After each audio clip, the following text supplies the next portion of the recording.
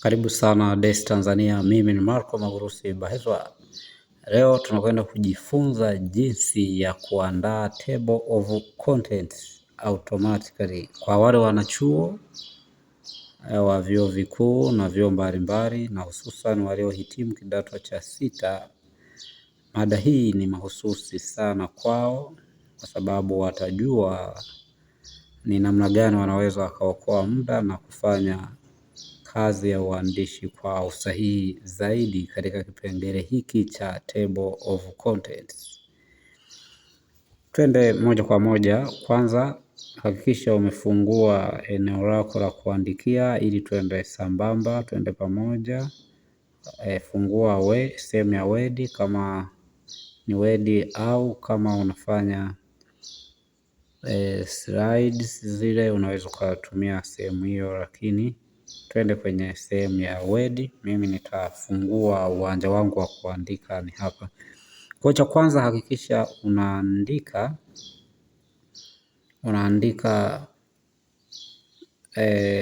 andiko lako ambalo unaliandika, iwe ni assignment uliopewa, iwe ni kitabu au kitu chochote kile ambacho unajaribu kuandika, ili baadaye uweze kuandaa table of contents baada ya kuwa umeandika. Kwa hiyo table of contents inakuja baada ya kuwa umekamilisha andiko lako.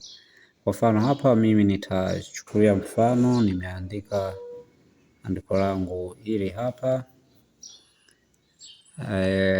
Hapa tunaona kuna chapter 1 introduction na background statement of the problem, objective of the study, general objectives, specific objectives, research questions, scope of the study, definition of key terms, digital technology, mpaka mwisho hapo, end of the chapter. Kwa hiyo kwa mfano kuna tofauti sana hapa. Chapter 1 hii itakuwa main header, kama mada kuu au inayotangulia, na hii itakuwa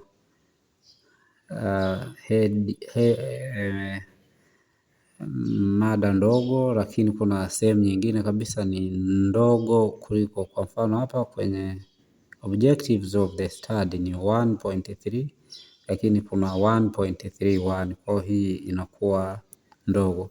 Kwa kitu cha kufanya, kwa mfano hapa chapter 1 ambayo ni main topic, tunaipa heading 1, hii itakuwa heading 2, na hizi ndogo zaidi zitakuwa heading 3.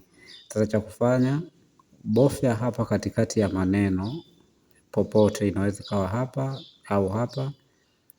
Alafu njoo hapa kwenye style.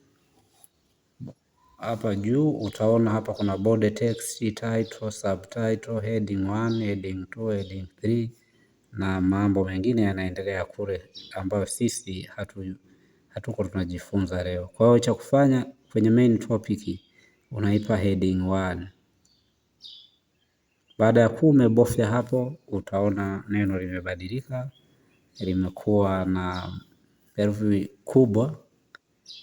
Lakini tutakuja hapa kwenye hii ndogo chini yake, hii tutaipa heading 2. Utakuja hapa kwenye style pia utabonyeza heading 2. Background of the study, umeona na yenyewe imebadilika, lakini maneno sio makubwa kama ile main topic. Kwa hizi utazipa pia heading 2. Utakuja kwenye style unazipa heading 2, lakini hizi tuzipe heading 3. Heading 3 utakuwa unaona zinatofautiana ukubwa. Heading 3 hii inakuwa heading 2 kwa sababu ni haiko ndani ya heading nyingine. Hii tunaipa heading 2 pia. Hii tunaipa heading 2. Hii tunaipa heading 2. Hii itakuwa heading 3 na hii heading 3. So hii heading 3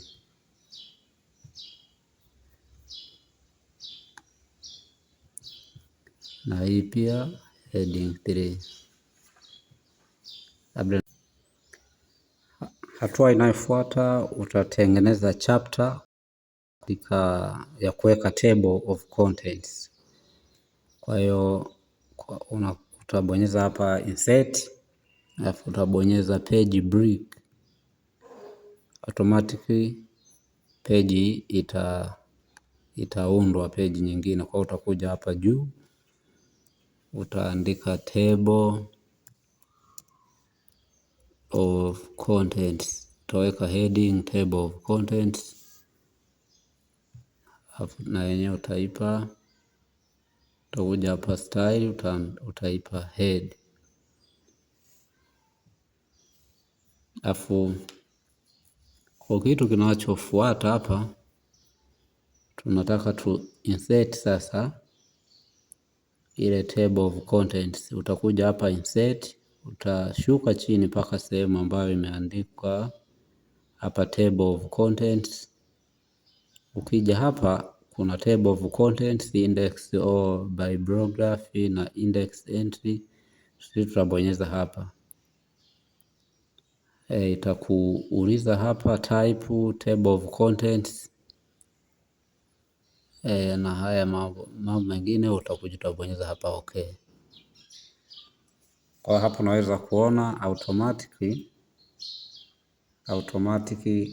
table of contents zimekuja hapo. Table of contents imekuja kuliko kuwa una type unafanyaje. Lakini pia ikiwa kama utaendelea, kwa mfano hapa ilikuwa ni chapter 1 tu ambayo tumeiweka chapter 1, lakini kama utaendelea na chapter 2 kunakuwa na sehemu ya kuupdate page style. Unakuja hapa page style,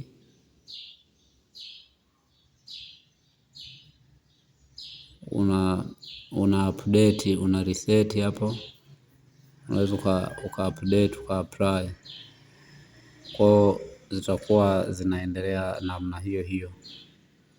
Karibu sana. Katika video inayofuata tutajaribu kuangalia jinsi ya kuandika references ya automatic kwenye maandiko yako kuliko kuandika manually. Asante sana, endeleeni kusubscribe na kutoa comment zenu.